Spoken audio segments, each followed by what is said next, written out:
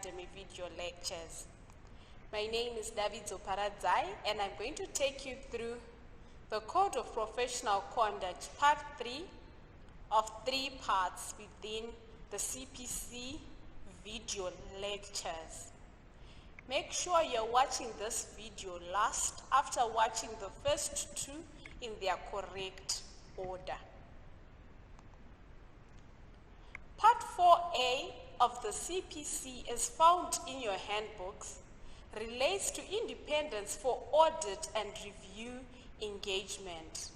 This part runs from section 400 to section 899. In performing their engagements, a firm shall be independent of the client, that is, independence of mind. Their mindset when they go to perform work at a client should be that of being independent of the client. They should not have any connections with the client. They should not be faced with any threats that prevent them from being independent and objective in carrying out their work.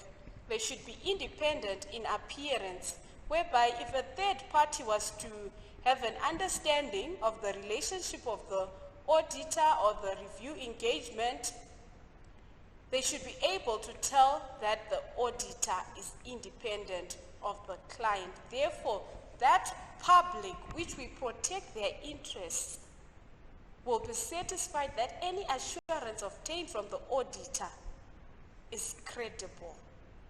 So, the auditor still has to comply with fundamental principles as outlined in section 120. They have to comply with the conceptual framework, whereby we said comply with fundamental principles, identify any threats to fundamental principles, and if any, apply safeguards so as to eliminate the threats or to reduce the threats to an acceptable level. So part 4A is split into sections that outline what happens with regards to the CPC. Your module is detailed on the sections. The CPC, which you take to the test or exam, is also detailed. Make sure you go through the CPC, highlight critical sections that you will need to refer to in the event of a test or an exam. Section 410, fees. The parts, the information may seem similar, but you need to know, am I dealing with a professional accountant in business? Am I dealing with a professional accountant in public practice? Is this an audit or a review engagement whereby I need to determine the independence of the auditor? So the fees that the auditor is going to get, are they relying on a client's fees? Pause.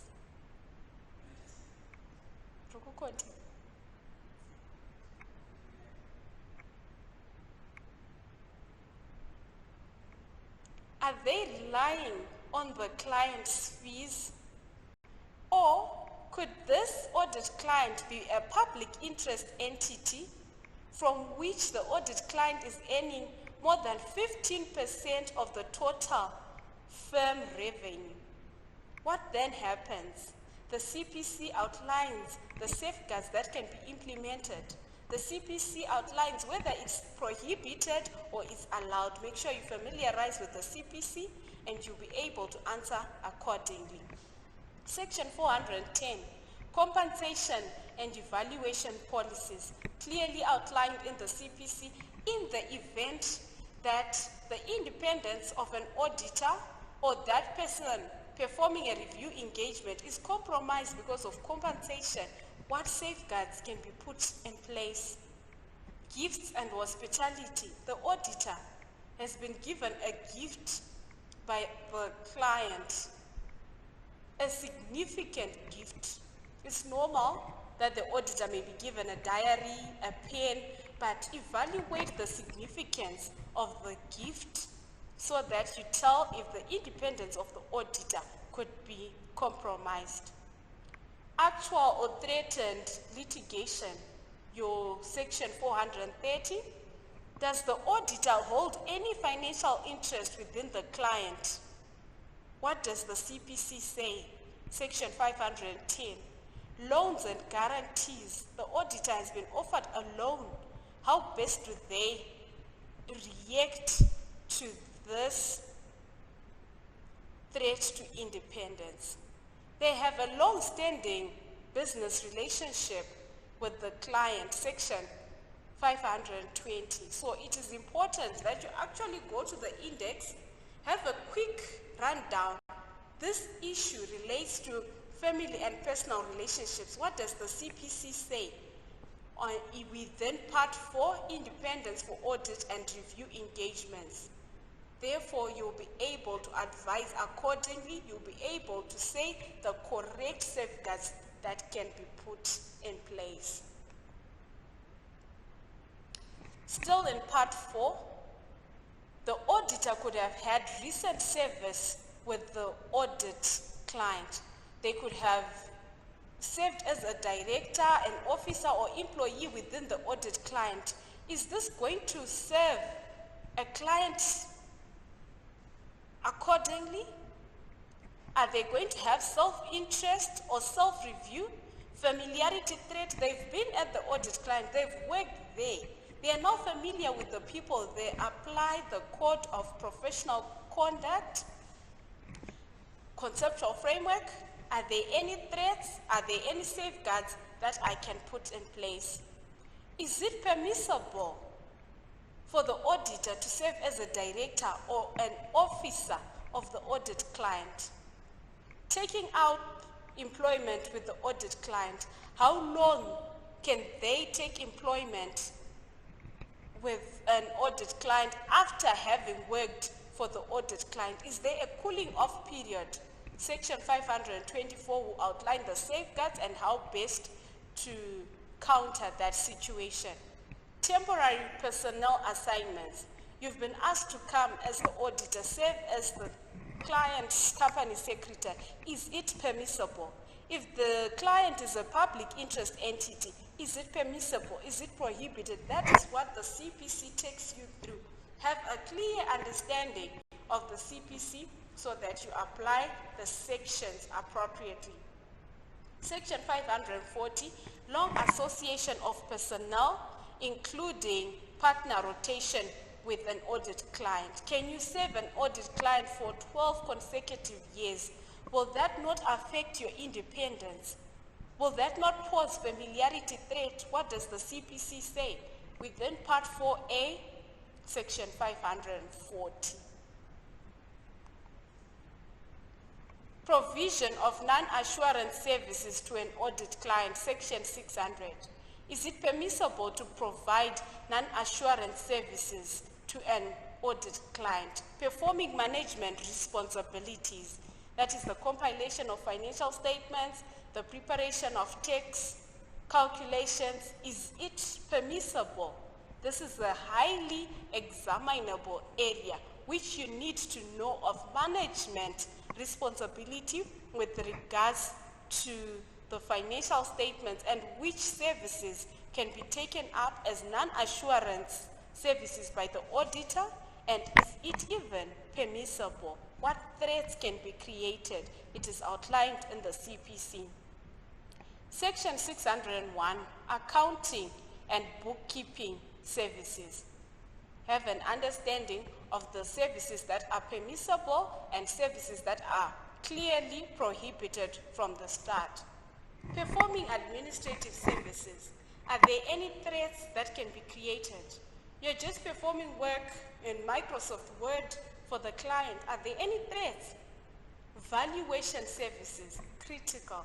Is it permissible by the CPC? What safeguards can I put in place? Outlined in the CPC. Part 4, Section 603. Section 604 speaks to tax services. Make sure you are clear. Is it a deferred tax calculation? Is it preparation of a VAT return? Is it preparation of current tax calculations? Is it allowed? What safeguards can be put in place to reduce or eliminate the threats that will have been identified to an acceptable level?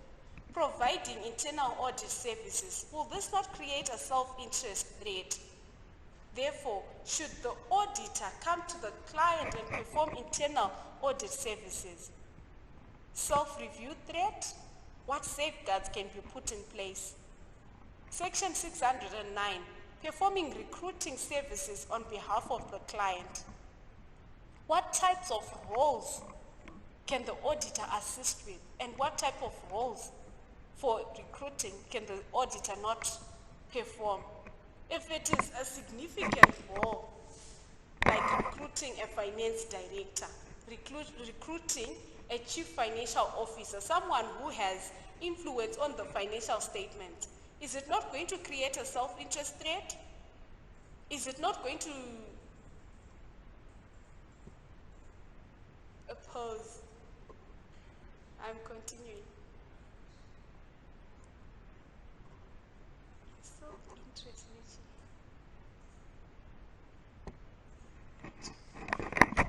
Is it not going to create a self-interest threat? This is someone you have recruited. You have confidence in this person. Familiarity threat. How is that person going to perform?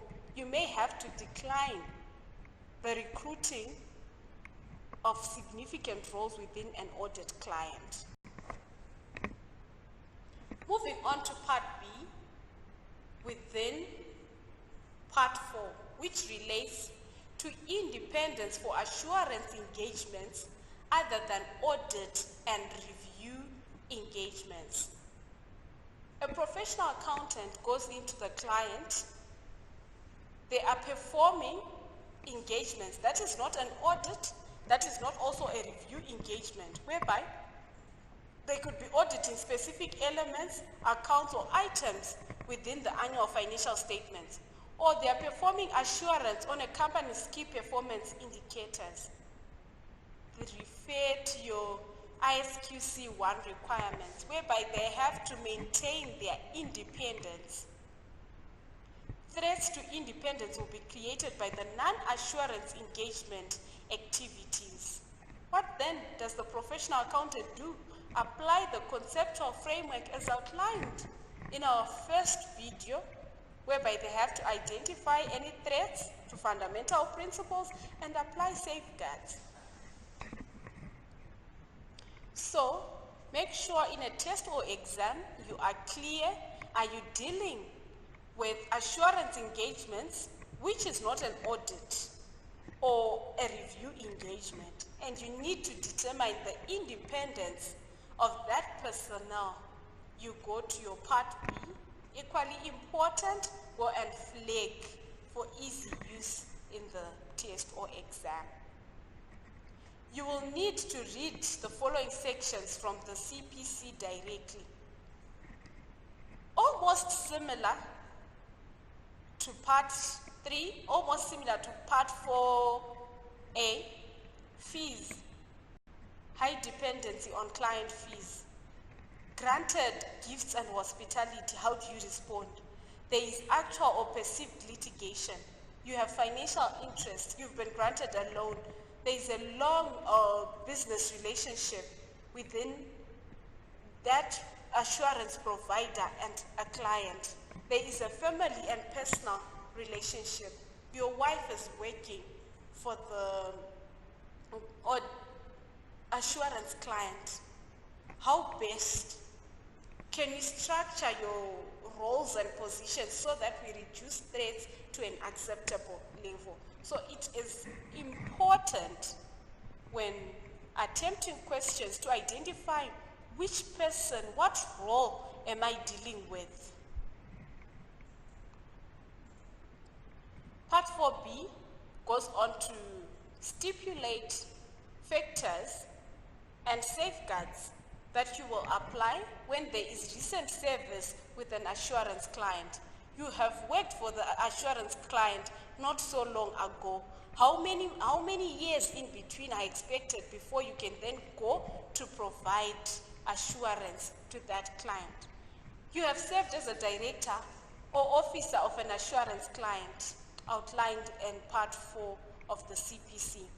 Employment with the assurance client, long association with the assurance client, provision of non-assurance services to assurance clients. What is permissible? What safeguards can we apply? That will be Part 4B of the CPC. Let's do a practice question. It reads, as we read the practice question, I want you to now think this information that I've been given, which part of the CPC, where exactly does it apply? Where exactly do I link it? Okay. Design a Tick Box, DTB, is a big auditing firm with offices in all the major cities of Zimbabwe. In order to promote their services, DTB requested Mr. Tanonoka, chairman of the audit committee, to do a presentation at the next audit committee meeting, scheduled for 14 February 2018, where the replacement of auditors was to be discussed. DTB further requested that the audit committee meeting be held at a luxury spa, seeing that it is Valentine's Day, where the managing partner, Nancy Field, presented each of the members of the audit committee with the top of the range tablet at the commencement of the meeting. The presentation was preloaded on each of these tablets, and they just had to press start for the presentation to commence. This whole issue, could it be a gift? Is this hospitality? Okay, let's move on. After the presentation, all members received a nice and relaxing neck massage and was treated thereafter in the spa for the remainder of the day. The members of the audit committee were also allowed to keep the tablets as a token of appreciation for availing DTB the opportunity to market their services to Vakai Strong. Lynn Murray was one of the audit partners at DTB. I hope you remember Lynn Murray from Part 1. Until 31 December 2016, and decided to make a career change by accepting the appointment at Vakai Strong's as Vakai Strong's Finance Director from 1 January 2017. Discussed with reference to the ICAS CPC, the ethical conduct issues which might arise with regard to the appointment. The significance of this matter. They have been given tablets during a presentation. A diary, a pen compared to a tablet. Of course, the tablet was given so as to make easy use during the presentation, but it is significant. A treat at a spa.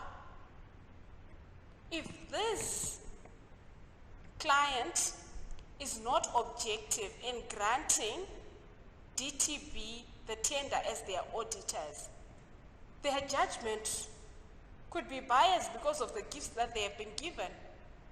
What does the CPC say with regards to gifts and hospitality?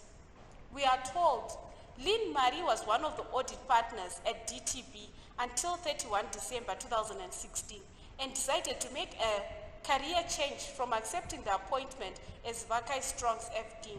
Previously employed with the auditors who are proposing to come and audit an entity, Vakai Strong, where she's now the finance director.